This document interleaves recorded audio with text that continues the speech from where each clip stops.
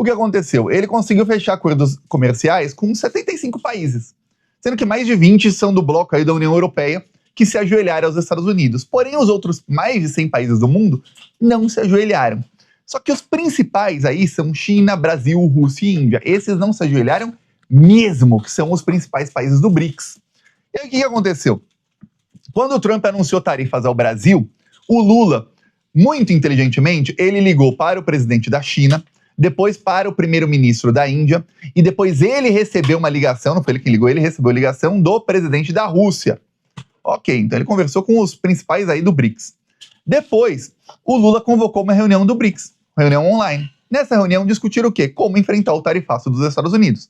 Nesse meio tempo, depois da ligação dele com o Xi Jinping, presidente da China, a China fez o quê? Falou, nós vamos fazer de tudo para ajudar o Brasil, que é um parceiro comercial nosso, e ainda falou, respeite o BRICS. Os Estados Unidos têm que aprender a respeitar os outros blocos comerciais como o BRICS. Ok. Então a China fez uma coisa, que foi cortar completamente a soja dos Estados Unidos. Os produtores chineses, vamos lembrar uma coisa, a China é um país que está em direção ao comunismo. Segundo aí as diretrizes do governo chinês, do Partido Comunista, tem 3 passos para chegar ao comunismo.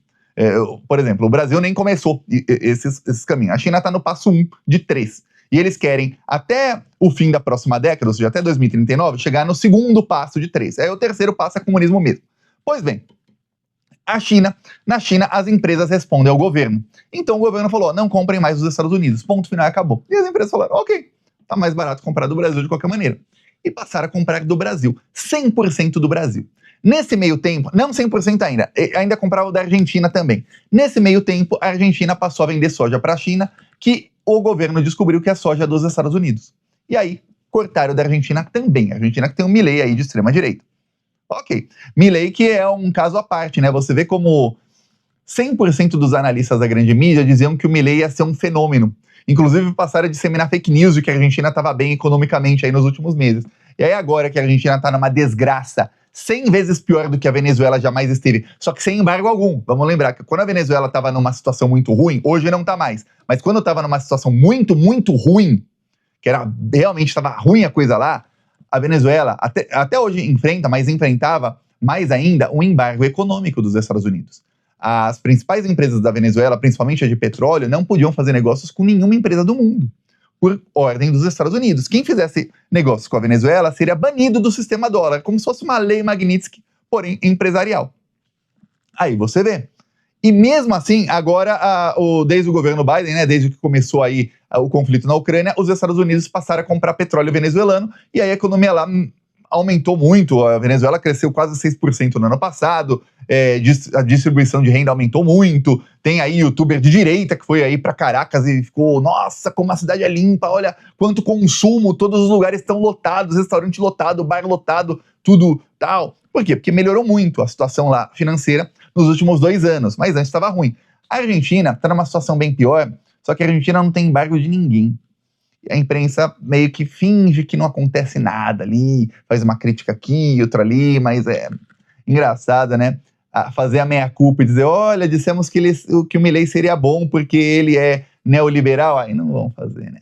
Pois bem, aí, nisso, a China passou a comprar do Brasil. Então o Trump recuou novamente o Trump, mas agora de forma humilhante. O Trump ligou aí para o pessoal da China, mandou aí seus ministros ligarem para os chineses e pedir é praticamente implorarem para que a China volte a comprar soja dos Estados Unidos. Isso foi anunciado na quinta, tá? Aí hoje de manhã, o secretário do governo Trump falou que deu ruim a ligação. A China não vai comprar nada, não. Não vão comprar 1 grama de soja sequer dos Estados Unidos. Vocês que se danem. Vocês não querem taxar países do BRICS? Toma ali. Para piorar as coisas, eu anunciei aqui na semana passada uma coisa que vai mudar muito para os Estados Unidos, que e para os europeus também, que é a China passou a vender pela primeira vez ouro na Bolsa de Valores de Xangai. Então eles passaram a comercializar ouro e começaram a falar para os investidores, olha, comprem ouro na Bolsa de Valores de Xangai e o ouro fica aqui estocado na China, seguro, e você tem aqui o ouro, em vez de comprar nos Estados Unidos ou na Europa. Por quê? Porque os Estados Unidos e a Europa não são confiáveis. eles podem a qualquer momento confiscar. E aí eu te dou um exemplo. A Rússia teve 20 bilhões de euros confiscados na Europa essa semana. A Ursula von der Leyen, que é a presidenta da União Europeia, vamos lembrar, para quem aí mora na Europa e assiste o Plantão Brasil, é uma porcentagem pequena de pessoas, mas tem. Alguns parecem que não sabem, porque eu percebi que os europeus não sabem disso. Os europeus votam no Parlamento Europeu, e o Parlamento Europeu elege essa maldita genocida como presidenta da União Europeia, e ela toma as decisões que ela quer. Eu estava outro dia vendo uns espanhóis falando, e eles fingem que não, mas a gente não tem culpa da von der Leyen. Você votou em quem no Parlamento Europeu na eleição? Não, a gente nem votou. Então a culpa é tua. Vocês votam nessa desgraça. Ela está eleita lá, não é eleição direta, é indireta. Mas não importa, os europeus estão acostumados à eleição indireta. Todas as eleições na Europa são indiretas. Eles votam lá nos partidos, é tudo lá parlamentarismo. Então o Parlamento Europeu é parlamentarismo. Eles estão acostumados com isso. Se eles não vão votar e se omitem, e aí acontece essa desgraça, a culpa é deles. Aí, olha só o que fez a von der Leyen. Ela confiscou 20 bilhões de euros que a Rússia tem em ativos na Europa para dar para a Ucrânia.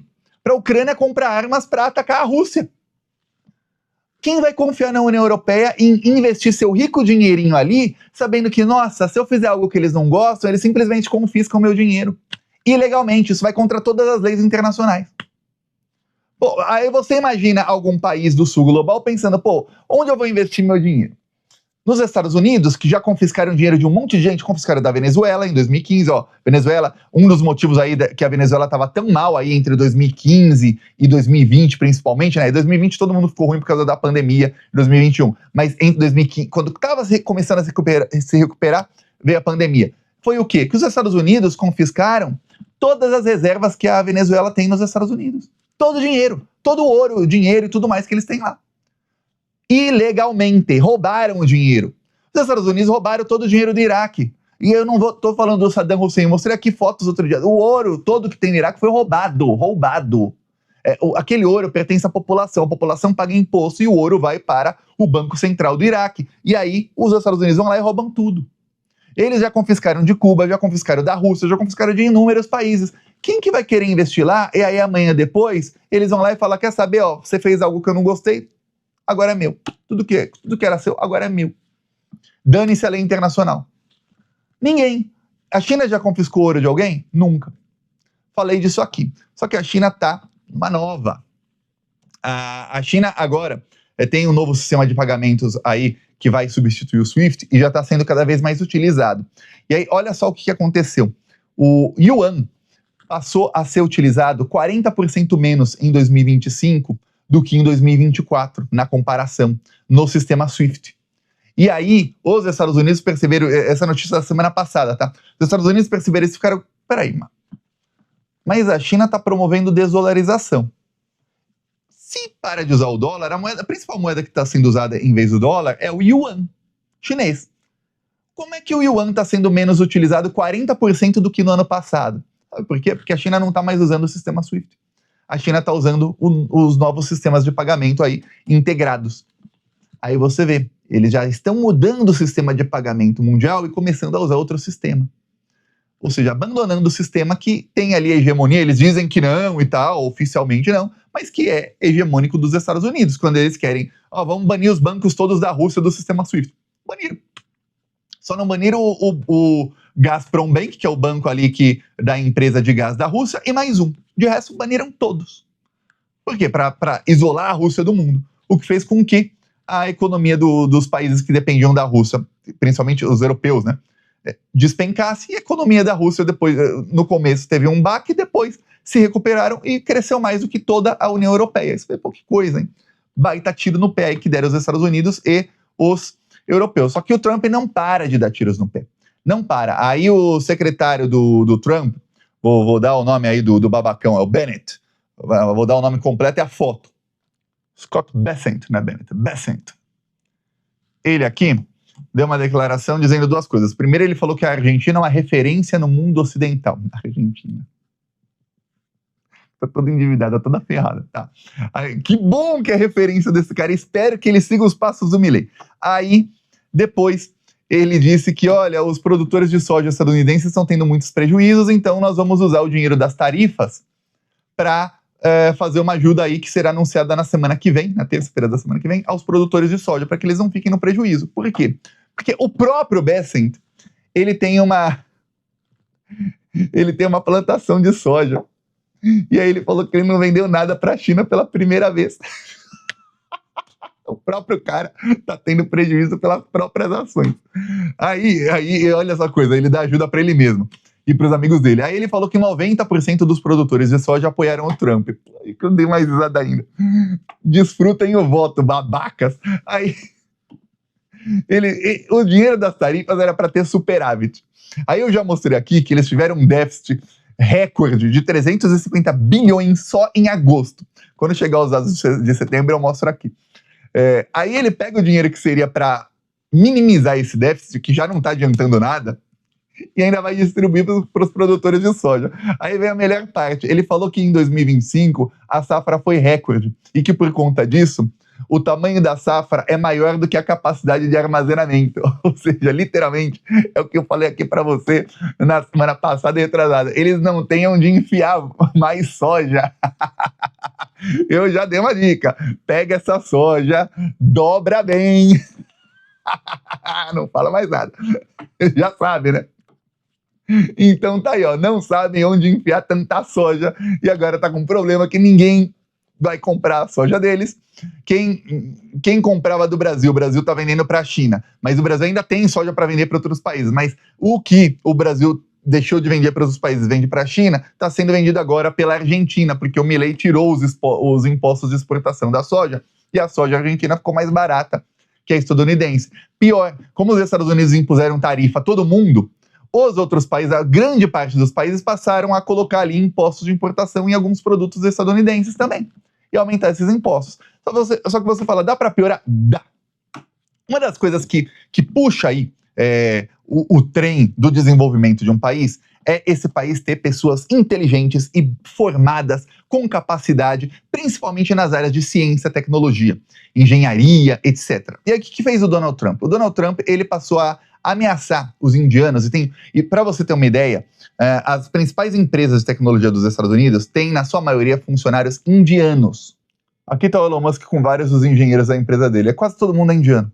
Quase todos são indianos. Poucos aqui você vê que são brancos estadunidenses. A maioria é indiano. Por quê? Porque a Índia passou aí nos últimos 15 anos, mais ou menos, o Paquistão também, mas a Índia mais, tem uma população muito maior, a investir muito em educação superior na área de ciência, tecnologia, TI, né, tecnologia da informação, programação, etc, etc. E aí, eles começaram a formar, a China é o país mais populoso, 1,5 bilhão de pessoas, começaram a formar dezenas de milhões de programadores sênior top, dos melhores. E aí o que acontece? Os Estados Unidos começaram a importar, e aí as empresas de tecnologia dos Estados Unidos usam esses caras. O Trump, então, passou a atacar os indianos. Ele criou ali um empecilho no tipo de visto que eles usam, um visto para especialistas, chama H-1B Visa. Aí o Trump passou a criar um empecilho, primeiro dizendo que qualquer pessoa que tivesse esse visto, a empresa teria que pagar $100 mil por ano para manter esse funcionário. Chegou ao ponto em que aviões estavam lotados de indianos voltando para a Índia. Falando, não dá mais para morar aqui, as empresas estão dispensando. Aí o Trump, no dia seguinte, ele voltou atrás e falou, não, os indianos que já estão podem ficar. Porque isso foi só para os indianos, tá? Vale para qualquer pessoa de qualquer país? Sim, mas 90% de quem tem esse visto são indianos. Aí o Trump falou, não, volta atrás, quem já tá pode ficar, é só para os novos, e mesmo assim não vai ser $100 mil por ano, só $100 mil em uma parcela, o que torna quase inviável, né? Pô, você vai contratar alguém, você pagar $100 mil para contratar a pessoa, e o salário mínimo que eles vão ter que ganhar é de $140 mil por ano. Se for alguém que vai ganhar menos que isso, dane-se, não pode contratar. Você fala, pô. Quer dizer, a empresa já começa tendo que pagar $240 mil para contratar uma pessoa. Não vale a pena, né? Ok. O que a China fez então? A China criou um novo tipo de visto que é desenhado para os indianos, que é um visto K1. Se você é brasileiro e quer aí, ou não é brasileiro, está vendo o vídeo e quer também trabalhar na China, quem é formado na área de ciência, de tecnologia, engenharia e matemática pode ir para a China e as empresas chinesas têm facilidade enorme de contratar estrangeiros nessa área. Então o que o Trump fez? Tem países, o Brasil enfrenta esse problema muito, que tem fuga de cérebros, quer dizer, as pessoas mais bem qualificadas acabam indo para outro país para ganhar melhor, e aí o país não se desenvolve tanto, porque a gente forma essas pessoas, mas elas vão para outro país. E elas ajudam o desenvolvimento de outro país. Fazem pesquisa lá, inventam novas coisas lá, trabalham lá e não aqui. Ok. O que os Estados Unidos pararam de fazer? Eles pararam de importar cérebros. E aí, o que a China fez logo depois? Falou, pô, vamos nós importar todo mundo. A China tem um problema com a Índia, de rivalidade aí, que começou com a Índia atacando a China em alguns aspectos, e aí passa também por Paquistão e tudo mais, com uma rivalidade ali, uma briga enorme da Índia com o Paquistão, e a China apoia o Paquistão e tal. E faz 5 anos que não tem voos direto da Índia para a China. 2 países do BRICS, os 2 mais populosos do mundo, não conversam entre si. Por conta do Trump, o primeiro-ministro da Índia foi à China, depois de 7 anos que ele não ia para a China, falou com o Xi Jinping. Aí a China falou, pô, peraí, você tá tendo um problema aí, você forma todo mundo, essas pessoas a Índia ganha dinheiro com isso, porque os indianos moram nos Estados Unidos, mas eles mandam dinheiro para os familiares na Índia.